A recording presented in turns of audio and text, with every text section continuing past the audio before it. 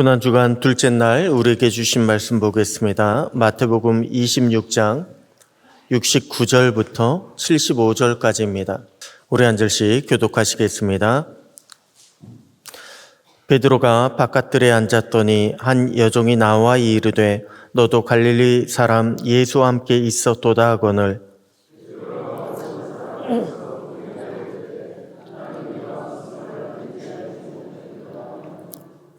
앞문까지 나아가니 다른 여종이 그를 보고 거기 있는 사람들에게 말하되 이 사람은 나사렛 예수와 함께 있었도다 하매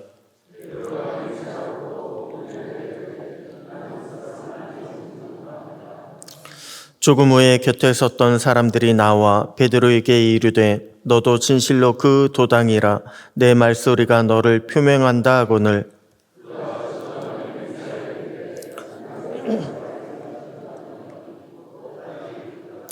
75절 다 같이요. 이에 베드로가 예수의 말씀에 닭 울기 전에 내가 3번 나를 부인하리라 하심이 생각나서 밖에 나가서 심히 통곡하니라. 아멘. 할렐루야. 고난주간 둘째 날입니다. 여러분, 고난주간은요 주로 주님의 고난을 다룬 내용을 담고 있습니다. 그러면 왜 주님께서 고난을 받으셨습니까? 바로 우리의 죄 때문에 고난을 받으셨습니다. 주님이 십자가에 달리신 고난의 그 과정들을 돌아보면요, 우리의 죄가 그대로 드러납니다. 그래서 고난주간에 나오는 말씀들은 우리의 죄를 깨닫고 회개를 촉구하는 내용이 거의 대부분입니다. 오늘 말씀을 통해서도 우리가 우리의 죄, 우리의 연약함을 깨닫고 회개하며 돌아설 수 있는 은혜가 있게 되기를 소원합니다. 주님의 말씀대로 다시 거룩함을 회복하는 승리가 있게 되기를 축복합니다. 오늘 본문은요, 베드로가 주님을 모른다고 3번을 부인하는 그런 장면입니다. 여러분, 성경이 보잖아요. 그러면 베드로는요, 굉장히 강단이 있는 제자였습니다.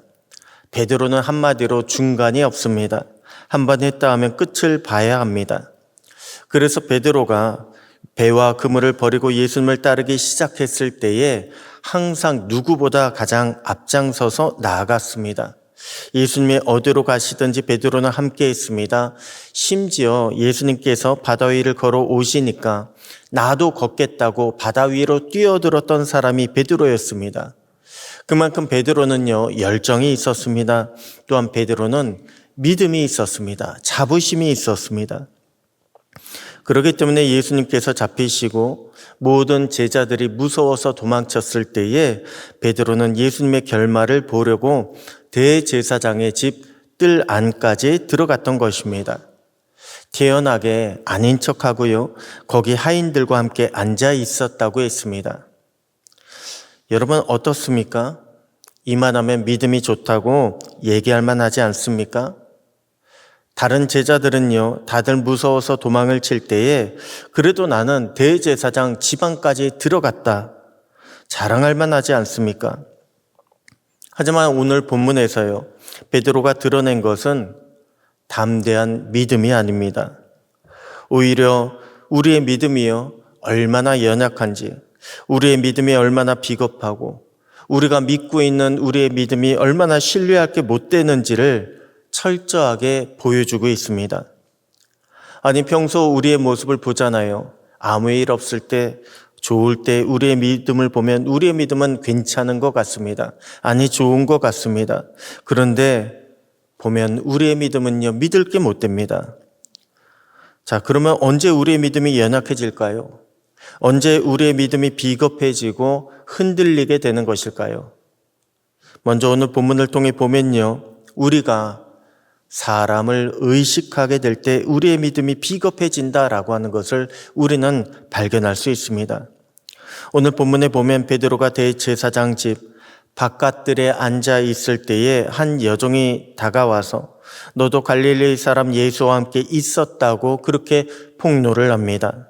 그러자 주변 사람들, 그러니까 베드로와 함께 앉아 있었던 대제사장의 하인들이요, 베드로를 자연스럽게 주목을 합니다. 그러자 베드로는 모든 사람 앞에서 나는 내가 무슨 말 하는지 모른다라고 그렇게 잡아떼기 시작합니다. 여러분 한번 생각해 보십시오. 우리의 믿음은요, 사람을 의식해야 할까요? 아니면 우리 주님을 의식해야 할까요? 여러분, 우리의 믿음은 사람을 의식하는 것이 아닙니다. 어떠한 상황이 올지라도, 어떠한 문제나 어떠한 고난이 우리에게 다가올지라도 우리가 주님을 의식하는 것, 주님을 바라보는 것이 바로 믿음입니다. 믿음은요, 철저히 나와 주님과의 관계입니다. 그런데 우리가 사람을 의식하게 되는 순간 우리에게는 반드시 시험이 찾아오게 되어 있습니다. 그렇기 때문에 우리는요, 아무 자리나 가면 안 되는 거예요. 친구가 부른다고, 여기는 사업상 어쩔 수 없다고, 그냥 잠깐 갔다 오는데 어떠냐고, 아니요, 아무 자리나 가면 안 되는 것입니다. 또한 우리가 어쩔 수 없는 경우에는 시험에 들지 않도록 항상 기도해야 합니다. 또한 지혜를 구해야 합니다. 주님, 제가 죄를 짓지 않도록, 이 시험을 피할 수 있도록 저에게 지혜를 주시옵소서. 여러분, 오늘날 세상은요, 미디어가 참 많이 발달했습니다. 예전 같으면 그냥 만나서 이야기하지 않으면 듣지 못할 그런 얘기도요, 오늘날은 그냥 핸드폰 하나만 열면요, 남들이 어떻게 살아가고 있는지 다 아는 그런 세상이 됐습니다. 그러다 보니까 점점 남을 의식하게 됩니다. 소문도 금세 퍼지고요, 사진이나 동영상, 음성 파일들 같은 조심해야 될 것도 너무나 많이 있습니다. 그러다 보니까 점점 사람을 의식합니다. 믿는 사람들도요, 내가 얼마나 경건한지, 내 경건의 모습을 보이려고 하는 분들이 얼마나 많이 있는지 모릅니다. 그런데 여러분, 사람은요, 쉽게 속일 수 있습니다. 내가 조금만 주의하고, 내가 조금만 노력하면요, 저 사람 좋은 사람이다, 저 사람 믿음 좋은 사람이다 라고 그렇게 사람은 속일 수 있습니다. 사람에게 인정받을 수 있습니다. 하지만 우리 주님은 어떨까요? 여러분, 우리 주님은 결코 속지 않으십니다. 속지 않으시는데 우리는 얼마나 우리 주님 앞에 경건한 모습을 보이며 살아가고 있습니까? 사람은 그렇게 많이 의식하면서 살아가고 있는데 오늘날 우리는요, 얼마나 우리와 함께 하시고 우리를 지켜보시는 주님을 의식하며 살아가고 있습니까? 얼마나 의롭게 살고자, 경건하게 살고자 노력하고 있습니까? 여러분, 이 시간 우리가 주님을 의식하지 못했던 모습이 있다면, 주님보다 사람을 더 의식하며 살아온 모습이 있다면 이 시간 회개하시고 오로지 주님의 인정과 칭찬을 구하며 받을 수 있는 저와 여러분 모두가 되시기를 주님의 이름으로 축복합니다.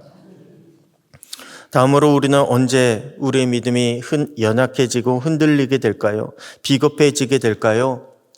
바로 내가 잘못될까 두려워할 때, 그때 우리의 믿음은요, 흔들리게 되는 것을 보게 됩니다. 오늘 본문 71절 보니까 베드로가 잡아떼며 도망치려 하니까 사람들이 계속 베드로를 다그칩니다. 내가 나사렛 예수와 함께 있었다고. 좀 전에 처음에는 갈릴리 사람 예수에서 나사렛 예수로 점점 더 범위가 좁혀집니다. 그리고 너의 말투가 그것을 증명한다고 이야기합니다. 여러분, 갈릴리는요, 예루살렘 지역과는 쓰는 억양이 달랐던 것 같습니다. 그러니까 오늘날로 이야기하면요, 말투가 달랐어요. 사투리를 쓰는 것입니다. 아마도 예수님과 제자들은요, 갈릴리 사투리를 썼던 것 같습니다. 그래서 베드로는 예수님과 같은 사투리를 쓴다고 의심을 받고 있습니다. 그러자 베드로에게 두려움이 찾아오기 시작합니다. 그래서 자기를 지키기 위해서 아니라고 잡아떼는 것에 더해서 맹세합니다. 저주까지 하면서 부인합니다. 여러분, 사람은 본능적으로 자신이 잘못되는 것을 두려워합니다. 우리는 우리를 스스로 구원할 아무런 능력이 없기 때문에 잘못되는 것을 두려워합니다. 지금 베드로가요, 바로 그런 상태입니다. 주님이 붙잡히시고 많은 사람들이 자신을 추궁하자 베드로는 두려운 나머지 예수님을 저주까지 해가며 부인하고 있습니다. 그런데 불과 하루도 되기 전에 지난 최후의 만찬 때에 예수님께서 베드로에게 내가 닭이 울기 전에 3번 나를 부인하리라 라고 그렇게 말씀하셨을 때요, 베드로는 뭐라고 대답한 줄 아십니까? 마가복음 14장에 보면요, 내가 주와 함께 죽을지언정 주를 부인하지 않겠나이다. 베드로의 입에서는 이렇게 자신만만하게 주님을 부인하지 않겠다고 대답을 한 적이 있습니다. 그런데 두려움이 찾아오니까요, 결국에는 부인하고 말았습니다.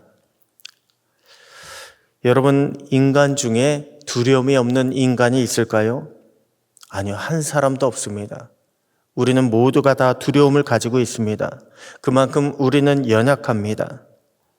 여러분, 우리는요, 우리의 연약함을 인정해야 합니다. 주님, 저는 이만큼 연약합니다. 내 안에는 이러이러한 물질에 대한 두려움, 건강에 대한 두려움, 인간관계나 사회적인 의식에 대한 두려움이 있습니다. 주님, 저는 이렇게 연약한 자입니다. 우리는 주님 앞에 우리의 연약함을 인정하고 고백해야 합니다. 그리고 항상 겸손히 살아가야 합니다. 주님, 저는 주님 없이는 승리할 수가 없습니다. 매 순간순간마다 주님을 찾고 의지해야 합니다. 그럴 때 우리가 주님으로 말미암아 힘을 얻게 되는 것입니다. 그럴 때 우리가 주님의 능력을 힘입어 모든 문제를 헤쳐나갈 수 있게 되는 것입니다. 오늘 저와 여러분이 이렇게 기도하며 우리 주님을 의지하는 자가 되기를 소원합니다. 그래서 주님 주시는 힘과 능력으로 모든 문제를 헤쳐나가고 주님의 이름으로 승리하고 주님의 평강을 누리는 저와 여러분 모두가 되시기를 주님의 이름으로 축복합니다. 기도하시겠습니다. 하나님 아버지, 감사합니다. 말씀을 통해 우리가 얼마나 연약한지 깨닫게 하시고 주님을 의지하며 기도하게 하시니 감사합니다. 지금까지 주님보다 사람을 더 의식했습니다. 사람을 더 두려워했습니다. 주님, 우리의 믿음 없음을 이 시간 용서하여 주시고 주님의 이름을 부르며 보혈의 능력을 의지할 때 거룩한 성도의 모습을 회복케 하여 주시옵소서. 죄의 유혹을 물리치고 승리케 하여 주시옵소서. 오늘도 주님 주시는 은혜와 평강이 모든 가정마다 함께 하시기를 소원하옵고 우리의 힘과 능력이 되시는 살아계신 우리 주 예수님의 이름으로 기도드립니다. 아멘.